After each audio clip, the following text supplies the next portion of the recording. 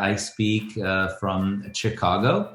I am currently a professor and director of the PhD program at the Illinois Institute of Technology, College of Architecture. I served for a couple years as the interim dean, and now I'm back doing what I know how to do best, and that is research. And so my background is I was born in Canada, in Toronto. I think the hospital, the building's still up there, St. Joseph's along the lake shore. And then I went to high school in Canada, and I just decided that I would go to architecture school in Italy, in Venice. The acronym was UAV, the Istituto Universitario di Architettura di Venezia. And I started in the late 80s, early 90s, and it was just the time when the presence of the past, the Venice Biennial, had really sort of shifted a lot of interest to Italian architects and their ability to negotiate both sort of modernity and the sort of input of the historical city, issues of urban design. And so it was a kind of a corrective on the excesses of the modernist project or the shortcomings of the modernist project. So I was very intrigued by that. It was a very funny story.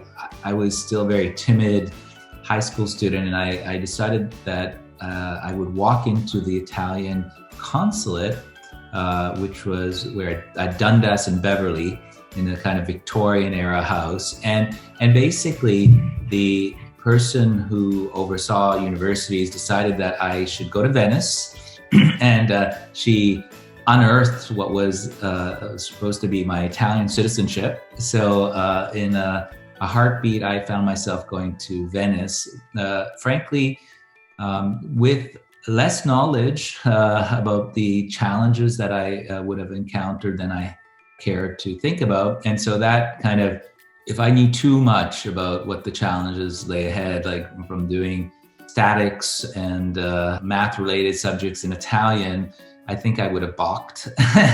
But, ignorance is bliss. And so I got on a plane and I started on my way to Venice. And I was well rewarded by that sort of act of courage. I met, life-changing professors, mentors. Most important was, of course, Manfredo Taffuli, an architectural historian, and whose work sort of floored me, that little that I could understand at the initial years. Nonetheless, the kind of passion and the political commitment to architecture was really transformational, especially for someone coming from Canada, where politics don't dominate life as much as they dominate Italian life, at least it seemed to me. So in Venice, I studied architecture with the mentorship of Manfredo Taffuli and others, and also significant players in the scene, Francesco Del Co, who had been published in English. And so I began to sort of really be awoken to both the kind of European architectural scene, but also paradoxically, as my awareness of the built environment in architecture became more fine-tuned thanks to the training I was receiving in Italy, I would come back to Canada during whether it was Christmas or the summer, and I would notice things with totally fresh eyes.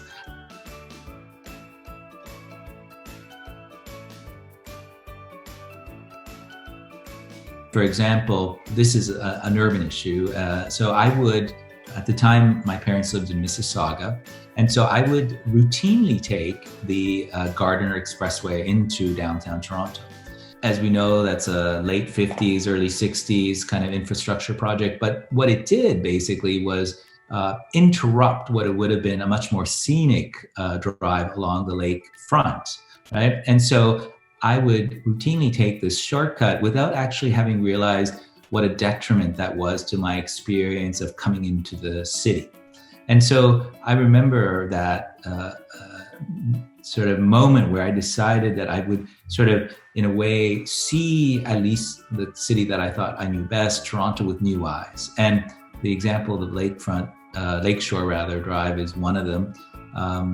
The other kind of significant sort of event that really changed my view of Canadian architecture was the competition surrounding the Mississauga Town Hall, City Hall rather, and so that was basically, a transformational moment for Mississauga, which was basically sort of rather generic bedroom community without a very strong civic or architectural presence. And so I remember the site, the construction was just adjacent to what was called then Square One Shopping Mall, this very generic, automobile-centric shopping mall.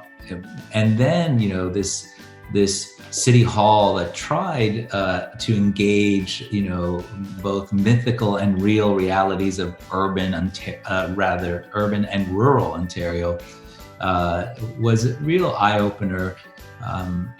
That and, I would go with my parents to, sort of trips to Italy. And so I had very generic kind of experience living in the suburbs of Mississauga, even before the Mississauga City Hall sort of kick-started my interest in how you could combine modern architecture, urban design with sort of layers of meaning, identity as it related to the specific population, with considerable amount of invention or inventing tradition, as it were.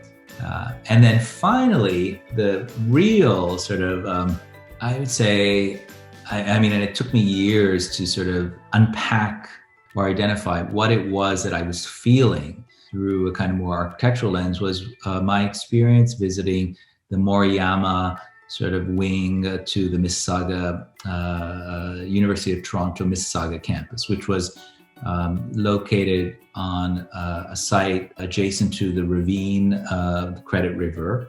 And so I was a very ambitious high school student that wanted to sort of access books that the high school library didn't have.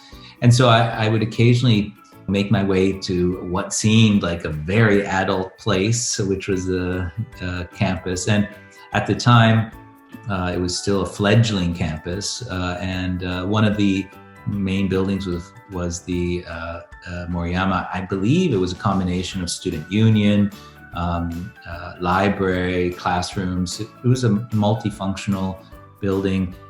And what intrigued me was, or what rather I felt welcoming about that space, was that it made no overt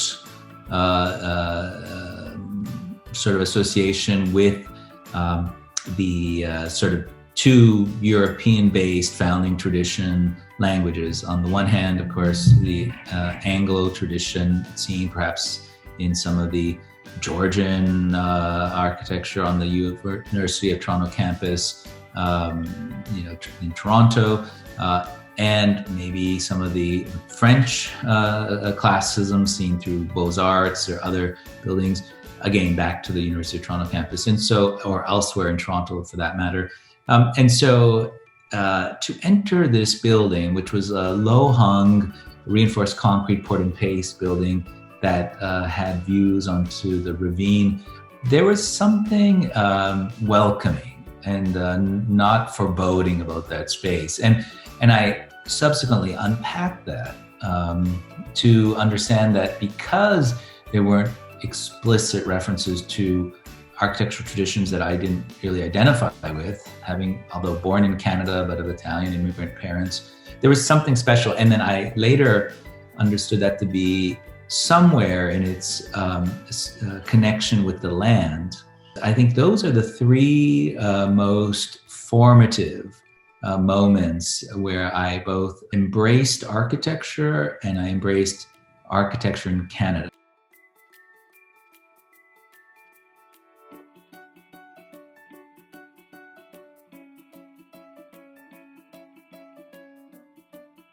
Now, I like to, just to be clear, I think it's a very slippery slope to use Canadian architecture. I like to think that it's a more open-ended way of referring to buildings in Canada. Like I would say, so not so much Canadian architecture, but architecture in Canada, because I think that the relationship with the political, cultural construct that is Canada, there is often not a linear relationship between that and the buildings that are the subject of conversation. So even Canada's, the professions of Canadian architects, for many, many decades, well into the 50s and the 60s and 70s, I mean, most of them were immigrants, right?